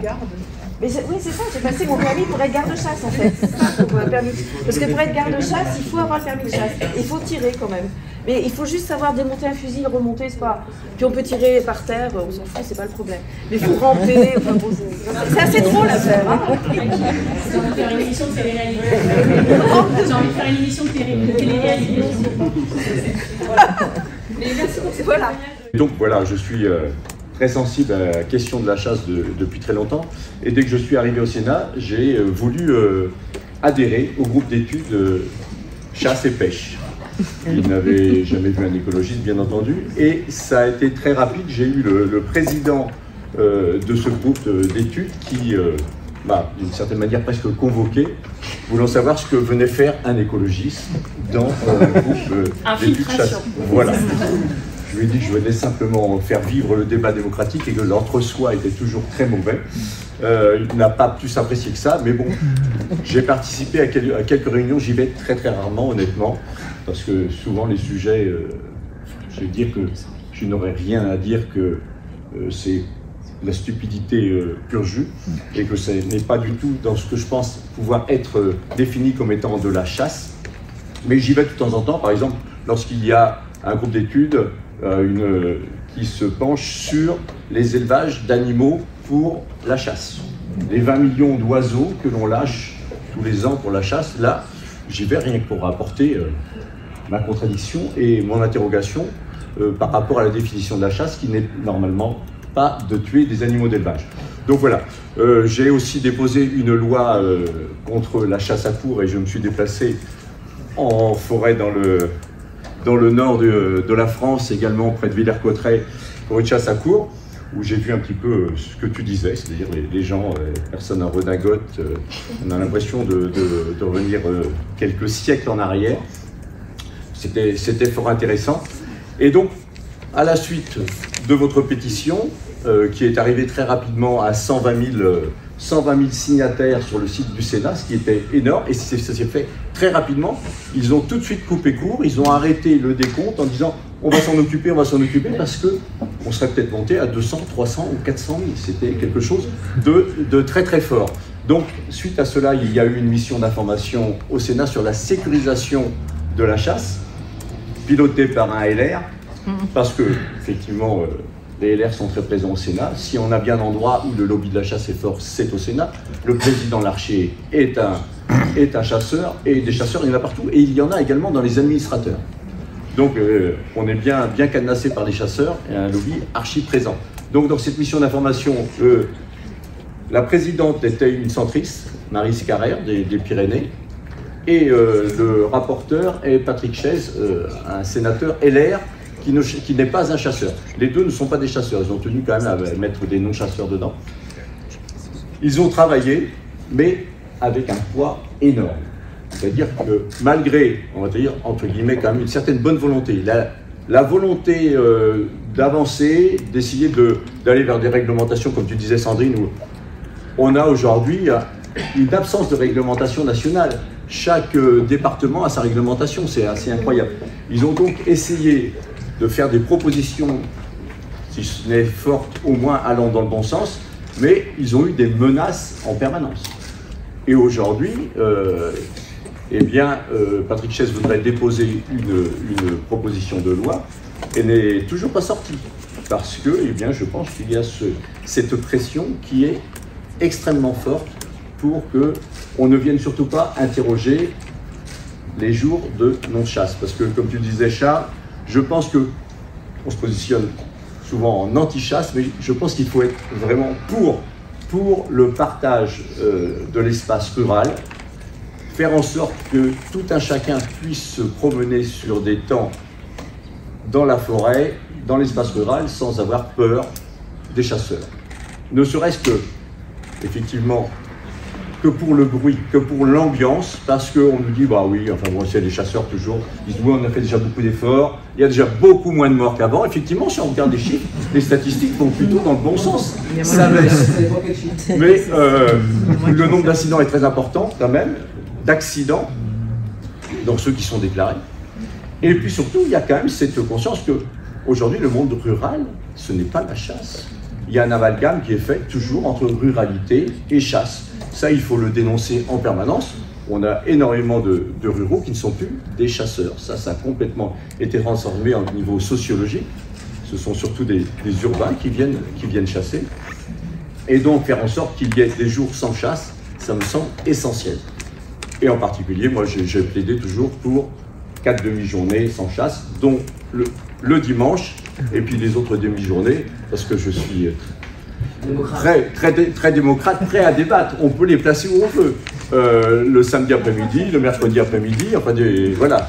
Mais il faut absolument y aller. Moi, c'est ce que je leur dis. De toute façon, vous ne le faites pas aujourd'hui, vous serez obligé d'y aller dans quelques années. Donc voilà. pour vous dire que on a eu des entrevues aussi avec Willy Schrein. C'est vraiment presque un État dans l'État. C'est-à-dire c'est quelqu'un qui se permet de menacer tout un groupe de sénateurs en disant oui, nous sommes les chasseurs, c'est nous qui avons en gros, c'est nous qui avons les fusils, et donc on a une puissance que vous n'aurez jamais. Donc c'est quelqu'un qui a dû être repris quand même par des sénateurs pour lui dire écoutez, vous allez vous calmer un petit peu parce que ici vous êtes au Sénat. Donc voilà, on voit bien tout ce poids qui est là, très très présent, et sur lequel il y a énormément de travail à faire. Par contre, moi je ne me positionne pas, comme je l'ai dit en préalable, dans le camp des anti-chasses, parce que on doit respecter une certaine diversité. Il y a peut-être certaines chasses qui sont possibles, mais moi j'aimerais bien qu'il y ait une commission d'enquête surtout sur la régulation du grand gibier. Parce que les chasseurs se mettent toujours en défenseurs de l'agriculture, en régulateurs du grand gibier, alors qu'on sait pertinemment qu'ils ont fait des plans synégétiques depuis les années 70 pour développer le grand gibier. Et ils sont arrivés à leur fin, puisqu'aujourd'hui on a une prolifération de sangliers qui est incroyable. Dans mon département, on en tuait 400 en l'an 2000, on en tue 4000 en 2020. Une multiplication par 10, et ce n'est pas une exception, c'est pratiquement dans toute la France ainsi, une multiplication par 10 des abattages de sangliers. Et ça ne vient pas de rien. C'est parce que, on sait bien qu'il y a de l'agrainage ici, de l'affouragement là, qu'il y a énormément de maïs, qu'il y a une perturbation génétique des sangliers. Toutes ces choses-là, j'aimerais bien qu'elles soient tirées au clair. Donc, moi, à l'occasion, si je peux, j'initierai bien une commission d'enquête sur cette prolifération, parce que c'est quand même un des arguments entendus en permanence. Heureusement qu'on est là. On peut le dire, parce que la maire de l'Aguet, elle a été obligée, elle avait pris un arrêté pour interdire les carabines sur sa commune, suite à l'accident. Elle a interdit ça. Elle a tenu quelques mois. Parce qu'au bout de quelques mois, d'abord, il y a eu bien entendu la pression du lobby, mais il y a eu la pression des sangliers aussi. C'est-à-dire que les sangliers ne sont pas fous. Ils sont tous venus dans la commune où ils étaient peinards. Résultat des courses, les agriculteurs sont tous montés au créneau en disant nous, on ne va pas se faire défoncer. Je suis allé rencontrer des agriculteurs parce qu'il faut les entendre aussi. J'ai vu des prairies complètement défoncées par les sangliers. J'ai vu une agricultrice en me disant, des fois, le soir, mon mari rentre, il est tellement accablé par ce qu'il vient de voir dans ses champs que j'ai peur qu'il fasse un mauvais geste. Donc vous voyez, il faut être à l'écoute de ces agriculteurs-là, mais voir quelle est la responsabilité des chasseurs dans cette prolifération. Voilà, bon, je m'arrêterai là parce que je partage tout ce qui vient d'être dit. Il nous reste une demi-heure. Ouais, moi j'ai deux grandes questions. Pardon. J'ai deux grandes questions, du coup je vais lire, c'est une question et témoignage, donc je lis ce qui a été écrit. Je crois que c'est 3 personnes qui posent une question à peu près similaire. La question c'est: quel regard portez-vous sur l'activité de gestionnaire d'espaces naturels des fédérations de chasse dans les réserves? De plus en plus de surface, de plus en plus actifs. Et ensuite une personne qui dit: en tant qu'élu de collectivité locale rurale, je me suis rendu compte que la Fédé est incontournable. Elle a une meilleure connaissance du terrain et dispose de données essentielles aux documents d'urbanisme, notamment Trambert. Leur but, un meilleur terrain de jeu. Voilà. Et enfin, une autre personne qui dit: le lobby de la chasse, comme on l'a dit, a un soutien de poids, l'ONF. Donc sur cette question-là, quel regard portez-vous sur l'activité de gestionnaire d'espaces naturels des fédérations de chasse dans les réserves? Est-ce que vous voulez répondre? La deuxième question, je vais répondre. Tu choisis tes questions. Bah ouais. Ah, mais je peux répondre à ça là aussi, mais parce que je trouve que vous étiez bien. Non, vous n'avez pas. Ben, en fait, quand même, on parle beaucoup de l'augmentation des subventions aux fédérations de chasse. Il faut préciser que, parce que c'est 42 000% d'augmentation. Voilà, c'est déraisonnable, c'est parce qu'on est passé d'une somme, mais c'était associé à des missions de service public, c'était pas juste une augmentation, sauf c'était associé à une augmentation, enfin à des missions de service public et notamment des missions sur la gestion de la biodiversité. Et là-dessus, il y a beaucoup à dire. Il y a beaucoup à évaluer sur la réalité des actions, des projets qui sont soutenus au titre de la biodiversité. Mais ça, là-dessus, je pense que, vous avez saisi la Cour des comptes sur ce sujet, vous pourrez revenir dessus, sur ce qui... voilà, la Cour des comptes vient de rendre son avis en juillet. Et on s'aperçoit que certaines actions ne sont pas favorables à la biodiversité, voire en contradiction avec la biodiversité. Et tout ça est financé, notamment avec l'éco-contribution de l'État et de la Fédération de chasse, et les moyens ont largement augmenté. Puis la baisse du permis a un effet aussi sur les ressources de la Fédération de chasse. Moi, je voulais répondre à la seconde question, d'ailleurs, dont je suis vraiment fatigué aussi. Alors, la seconde question, en tant qu'élu de collectivité locale rurale, oui. je me suis rendu compte que... En fait, non, je me disais, un des sujets aussi, c'est de soutenir tous ceux qui peuvent apporter des contradictions dans les endroits où se prennent les décisions. Je vais vous donner l'exemple du déterrage des blaireaux, sur lequel moi je suis assez mobilisé. Et chaque année, les préfets prennent un arrêté pour décider si on allonge ou pas la période d'autorisation pour le déterrage des blaireaux. Et en fait, ils se nourrissent pour ça de chiffres qui leur sont amenés par qui? Par les chasseurs. Et le seul moyen de répondre à ça, c'est de soutenir les associations pour qu'elles puissent, elles, amener des chiffres, d'autres réalités, d'autres analyses pour que ça pèse dans les décisions. Déjà qu'il y a un déséquilibre dans le poids à l'intérieur de ces instances consultatives, mais qui nourrissent quand même et permettent au préfet de prendre une décision en disant je la prends sur des données précises, voilà, qui me sont apportées par les fédérations de chasse. Voilà, donc il y a véritablement, c'est fondamental d'apporter un soutien aux associations pour qu'elles soient en capacité de faire des diagnostics, d'être en capacité de dire le nombre de blaireaux présents sur tel territoire, d'être capable de parler des dégâts, parce que les dégâts dans les activités agricoles, ce sont des autodéclarations. Il n'y a pas de vérification systématique de l'origine des dégâts, et il y a des indemnisations qui sont en jeu autour de tout ça. Donc je pense qu'un des enjeux, c'est pour ça que je voulais répondre à cette deuxième question, c'est de soutenir tous ceux qui font un travail de terrain fondamental et qui ne sont pas assez puissants pour être partout. Je vais vous donner un autre exemple. J'ai fait une mission d'information sur la grippe aviaire. Catastrophe, la grippe aviaire. On en parle peu. Je l'ai mal nommé le Covid des animaux, mais on pourrait faire des parallèles, parce qu'il y a des parallèles, même s'il y a des points très très différents, mais c'est une catastrophe. À qui on a confié la surveillance des situations de grippe aviaire? Aux chasseurs, qui parfois peuvent être eux-mêmes participer à la propagation de la maladie, notamment avec des canards d'élevage qui servent à attirer d'autres canards, et qui, pour certaines crises de grippe aviaire sur certains territoires, ont été à l'origine. Et ils vont évidemment pas forcément déclarer ces situations-là qui viendraient altérer leur propre activité.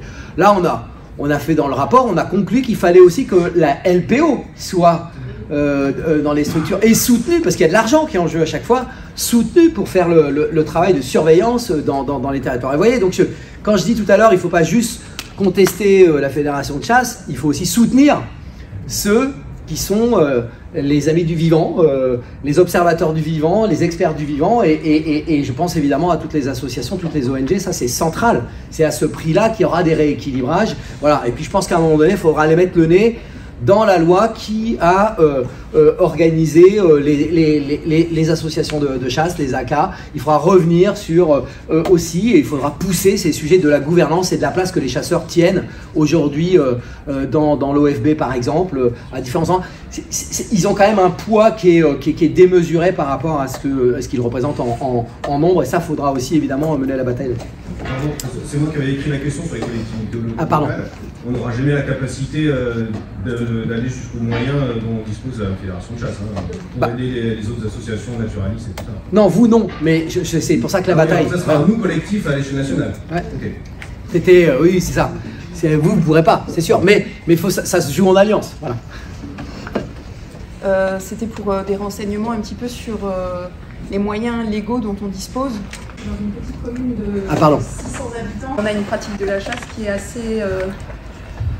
comment je pourrais dire, je peux pas dire correct parce que ce serait en contradiction avec mes valeurs, mais on va dire assez raisonnée dans le sens où l'adjudicataire de chasse ne se concentre que sur les sangliers, parce qu'il y a un vrai souci, je viens de Moselle, donc il y a un vrai souci sur les sangliers. Par contre, entre eux, ils se sont dit qu'ils interdisaient de tirer les renards, mais aussi les femelles, pour éviter d'avoir un impact sur les familles, etc. Enfin bref, une pratique entre guillemets raisonnée, on va dire. Par contre, c'est quelque chose qui est oral, il n'y a pas d'écrit là-dessus. Le jour où l'adjudicataire change, si c'est un sanguinaire qui le remplace, il pourra très bien tirer tous les renards qu'il veut, etc. Alors est-ce que il est possible de mettre en place par exemple un arrêté municipal puisque l'État, on a bien compris que malgré ce que vous faites, l'État veut pas mettre les pieds là-dedans. Est-ce qu'on peut essayer de faire passer ça maintenant sans qu'on ait un adjudicataire qui est à peu près correct? Il y a je reprends le détail à Géberou, il y a une maire extrêmement courageuse dans le Loir-et-Cher, Catherine Le Troquier, qui a tenté de faire des arrêtés. Elle s'est fait retoquer systématiquement. Voilà, donc c'est pas impossible. Il peut y avoir des arrêtés municipaux qui peuvent réguler, par exemple le dimanche après-midi, je donnais l'exemple dans les Vosges, mais il faut que ça soit fondé sur ce que la loi permet. Donc voilà, et donc ça dépend ce que vous voulez réussir à contraindre.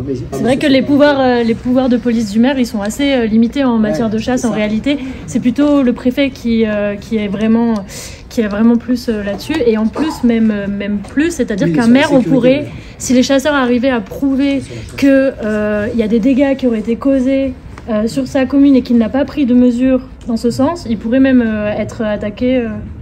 Lui, le maire, pardon, le pouvoir du maire, c'est sur la sécurité. Oui, c'est ça. C'est pas sur la chasse. Par contre, à l'inverse, pour rejoindre Ava, notamment, quand des chasses à courre posent problème pour la sécurité publique, donc c'est-à-dire que les cerfs finissent au milieu de la ville ou ce genre de choses, là, le maire pourrait prendre et a déjà pris des arrêtés et n'a pas été retoqué pour aller interdire la chasse à ces endroits-là, quoi.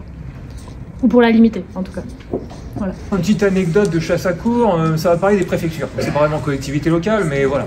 Il y a quelques années, on arrive à filmer des chasseurs à courre qui poursuivent un cerf jusque dans un lotissement. Bon, enfin, il y a quelques années, ça arrive tout le temps, ces trucs-là. Absolument tout le temps, genre 20-30 fois par an. Mais disons que je me souviens de ce truc particulièrement. Bon, je vous passe les détails rocambolesques ou comment est-ce qu'on arrive à filmer avec 15 types qui tapent sur la bagnole, etc. Mais dans un tout petit coin de lucarne, on arrive à avoir le type qui aligne le cerf et qui tire en direction des balançoires, des jardins, etc. Et donc, on sort les images, ça fait tout un pataquès régional, national. L'État est forcé de faire quelque chose, alors que ça arrive tout le temps, ils ne font jamais rien, mais là quand même, la France entière est au courant, ils sont forcés d'agir. Et donc du coup, au moment où la préfecture doit se saisir du problème pour décider, prendre une décision administrative et voir s'ils vont suspendre cet équipage qui depuis 60 ans fait la même chose, fait quasiment tous les jardins de tous les villages, il y a la secrétaire d'État à la biodiversité à l'époque, c'était Bérangère Abba, qui fait un tweet. Alors c'est pas de son pouvoir, mais elle choisit politiquement de faire un tweet pour peser là-dessus, c'est assez rare, pour dire, avec une photo d'incident, pour dire il y en a marre, la préfecture doit faire quelque chose, doit suspendre, je demande la suspension de cet équipage particulier de chasse à courre. Ça rajoute un peu de pression politique, l'affaire se retrouve aux 20h de France 2, la préfète, se sent forcée de faire quelque chose, du coup, elle convoque la seule commission qui est chargée de décider ça, la seule commission de ses experts, entre guillemets, pour décider ce qui va devenir de l'équipage. Donc le jour même, je regarde la liste de la commission, la CDCFS, la commission départementale de chasse et de faune sauvage, qui je vois dans la liste, le coupable, le maître d'équipage qui avait créé le truc. Et en fait, je regarde tous les autres noms, c'est Larbin, des représentants de tous les types de chasse possibles. Alors, donc, ils sont 50, les mecs. Il y a un représentant de l'ONF, on va parler de l'ONF. L'ONF et les chasseurs, ils sont clients ensemble, d'accord. Les chasseurs, ils versent, disons, 60 millions d'euros par an à l'ONF, donc évidemment, ils ne vont pas prendre de décision contre eux. Après, il y a un représentant des propriétaires privés de forêt. C'est le frère du président de la Fédération des chasseurs. Et tout en bas de la liste, parmi tous ces chasseurs, il y a, parmi les lieutenants de louveterie, il y a 2 places pour des assauts de la nature. Je regarde les noms, c'est des suiveurs de l'équipage de la chasse à courre, d'accord. Et il y a une asso qui s'appelle Oise Nature. Elle a changé de nom récemment. Avant, elle s'appelait Oise Chasse Nature. Pour faire plus moderne, ils ont enlevé le chasse au milieu. Donc, ce que je veux dire, c'est que les gens qui étaient chargés de suspendre Alain Drache, c'était Alain Drache et ses potes en fait. Et je pense que c'est pareil dans tous les départements de France. Il y a un problème et c'est ça que j'appelle vraiment le lobby. C'est pas une question de point de vue pour ou contre la chasse, c'est quand ces mecs font partie de l'État, quand ils ont infiltré les institutions de l'État pour prendre des décisions eux-mêmes sur leur propre cas. Et donc ce qui s'est passé après, c'est que grâce au JT de France 2, grâce à Bérangère Abba, merci, grâce à toute la pression qu'on a pu mettre, cet équipage multirécidiviste qui va un jour peut-être causer un mort, malheureusement, a pris 15 jours de suspension. Tout le monde était très déçu, mais au fond de ma tête, je me suis dit, bon, Alain Drache lui-même a décidé de se suspendre 15 jours pour calmer le jeu. C'est peut-être le mieux qu'on pourra avoir dans ce pays, tant qu'on n'arrache pas les racines de cette mauvaise herbe qui est la fédération de chasse qui s'est plantée au sein même de l'État.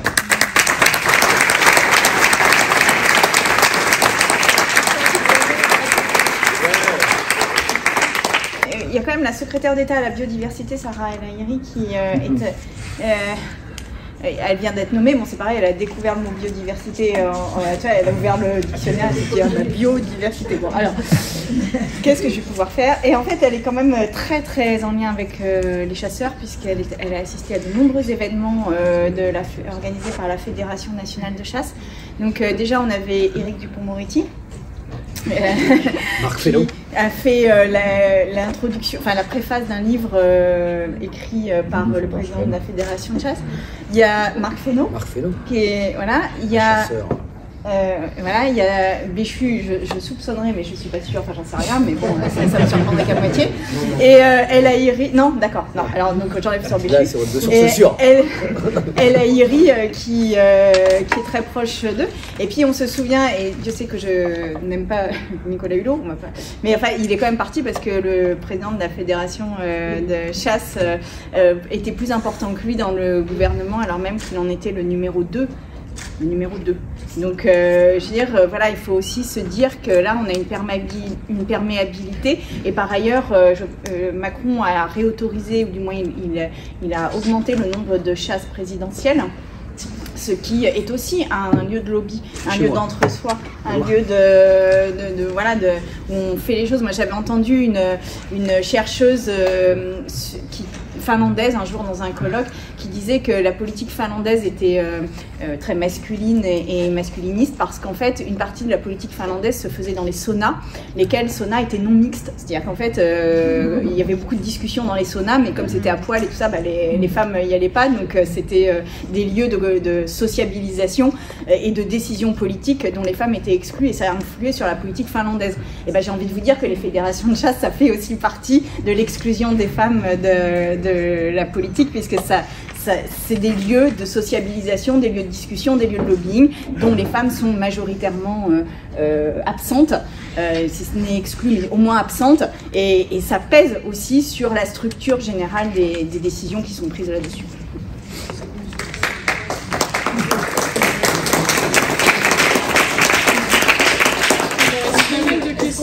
Mais que 10 minutes. Ah non, on veut pas plus de femmes qui chassent. Mais ceci, non, mais on veut pas plus de femmes qui chassent, mais il y a quand même un rapport viriliste dans la chasse, et que c'est intrinsèque au problème en fait. C'est-à-dire que si on ne s'attaque pas à ce rapport viriliste de la chasse, et du rapport aux animaux, du rapport à la prédation, du rapport à la violence aussi, eh bien on n'arrache pas les racines du lobby de la chasse dans les... Comment t'as dit? Il l'a dit super bien tout à l'heure. Voilà. Il va y avoir beaucoup de spots en faveur de la chasse avec des femmes jeunes. Ah bah il y a une influenceuse dont j'ai eu... Johanna. Ouais, j'ai eu le droit. Il y a Claire Desmains. Ah oui, salut Claire. Ce que je constate, moi je suis en Bretagne, et donc il y a 3 équipages dans mon village. Sur 3 châteaux différents, et je suis à côté de la forêt de Brocéliande où c'est un gros espace à la fois de vénerie et de chasse consommation en fait. Et ce que je constate en fait, c'est le rapport au territoire et à la consommation, et je sais pas si c'est un angle qui est travaillé, je l'entends peu, mais moi je le constate. Il se trouve qu'il y a un équipage de chasse à courre qui avait perdu sa meute, qui est entré dans mon jardin, dans le bourg de mon village, entre l'église et l'école quoi. Et donc le mec me dit qu'il n'y a pas de problème, je lui dis qu'il est tombé au mauvais endroit. Et voilà, en l'occurrence il n'avait pas le bon interlocuteur. La question qui s'est posée, c'est en fait ces gens-là, ils venaient de la Sarthe. C'était pas du tout. En fait, ils bénéficiaient du droit de chasse qui étaient ceux des nobles du château de chez moi, quoi. Et la réalité, c'est que ces équipages, ils viennent de loin, ils connaissent pas les territoires, et de fait, ils consomment nos territoires. Et en forêt de Brocéliande, c'est pareil, les gens, ils achètent des bracelets, mais en fait, ils viennent de toute la France, et en Sologne, c'est encore pire, bien sûr, mais ils viennent de toute la France, ils viennent du coup de loin, ils consomment le territoire, ils se barrent, ils laissent des bennes d'écarissage pleines de carcasses d'animaux, parce qu'on n'est pas du tout dans des logiques où tu viens chasser ton sanglier, tu le manges, machin. Ça n'a rien à voir avec ça. Et du coup, je me pose la question de peut-être la régulation ou la manière dont on peut dénoncer le fait que c'est vraiment une consommation. Et que c'est pas l'idée que c'est les gens du coin, on va s'affronter aux gens du coin, etc. Moi, le mec que j'ai eu face à moi, il venait de la Sarthe, il connaissait même pas le responsable de l'ACA. Et de fait, c'est le responsable de l'ACA de mon village qui m'a appelé en me disant « Ah Claire, on est désolé, ah ouais, on sait que c'est grave et tout, c'est pas rien, ton chien il a rien et tout. » Et en fait, eux, ils assument la responsabilité. De fait, c'est eux qui se retrouvent dans la merde quand il y a des conneries qui se passent. alors que les autres, ils ont juste payé leur ticket et ils viennent consommer le territoire. Et ça, c'est un argument que j'entends peu, mais que je constate beaucoup dans la réalité, et je me demande comment on peut le traiter, à la fois juridiquement, parce qu'en fait, la possibilité d'avoir un droit de chasse chez soi sur un mode de chasse, et de venir faire une chasse qui n'a rien à voir, sans avoir le savoir-faire, sans connaître le territoire, ça pose des problèmes de sécurité qui sont énormes, parce qu'un des meilleurs moyens de gérer la sécurité, quand même si j'entends bien ce que vous pouviez dire, en fait c'est les mêmes personnes qui chassent à 100 mètres de là où Morgane Camus est mort, quoi. Donc ça règle pas tout le problème, mais par contre il y a un enjeu de sécurité, un enjeu de responsabilité, comment l'ACA locale elle gère la responsabilité de gens qui connaissent même pas, qui viennent juste payer leur ticket. Je ne sais pas comment ça peut être traité, mais je le constate et j'ai l'impression qu'on n'a pas de parole politique là-dessus. Un exemple précis chez mes parents, où en fait ils ont vu débarquer un jour des chasseurs sur leur terrain, alors qu'ils savent très bien qu'ils n'ont pas le droit de chasser sur leur terrain. Et en fait c'est l'association de chasse du village qui invite des gens qui viennent de l'extérieur pour justement les faire chasser, voilà, etc., etc. Enfin, je veux dire, tout n'est pas... tout n'est pas rose. Dans le cas du procès, du coup, pour revenir rapidement sur le procès de Morgane, le tireur en fait venait d'un autre département aussi. Donc il avait été invité par cette fédération-là, donc pareil, association de chasse locale, blablabla. Et il avait été invité depuis un autre département, donc en plein confinement, il a fait 60 km pour venir chasser ce jour-là, sans connaissance du terrain non plus. Mais les chasseurs responsables de la battue n'ont à aucun moment, du coup, en tout cas on ne sait pas trop, mais a priori, il n'y a pas eu on ne lui a pas expliqué exactement comment était le terrain, etc. Il n'y avait pas plus de responsabilisation de leur part, alors qu'ils étaient d'ici, que de la part, voilà, c'était n'importe quoi dans tous les cas. Enfin, c'est juste pour nuancer un petit peu, mais après... Et ce qui est grave, c'est que la chasse commerciale se développe. La chasse traditionnelle locale est de moins en moins importante, et on voit de plus en plus d'actions commerciales plus ou moins importantes se développer. Et pour moi, ça va réellement pas dans le bon sens. Il y a encore beaucoup de questions. Il y a encore beaucoup de questions. Mais voilà, vous dire que déjà ce midi avec la FEB, on organise à 13h un groupe de travail conditions animales. S'il y a des élus qui sont intéressés par cette thématique, vous pouvez venir pour peut-être dire si vous avez des freins, des blocages, des réussites, des combats. Enfin voilà, il y a un temps avec la FEB à 13h, donc si ça vous intéresse, n'hésitez pas à venir nous voir après. Dire qu'il y a un canapé aussi un canapé conditions animales à 16h avec Brigitte Gauthier de L214 et Caroline Rose, l'eurodéputée. Ils vont parler de tout ce qui est réglementation européenne sur la condition animale. Pardon, je parle pas très fort. Et pour finir rapidement, et après peut-être on continue les échanges de façon plus informelle, mais dire aussi qu'il y a une dédicace du collectif Un jour à chasseur sur votre ouvrage, et je le vois en face de moi. Et d'ailleurs, on peut le montrer peut-être, ils font un super travail. C'est vrai.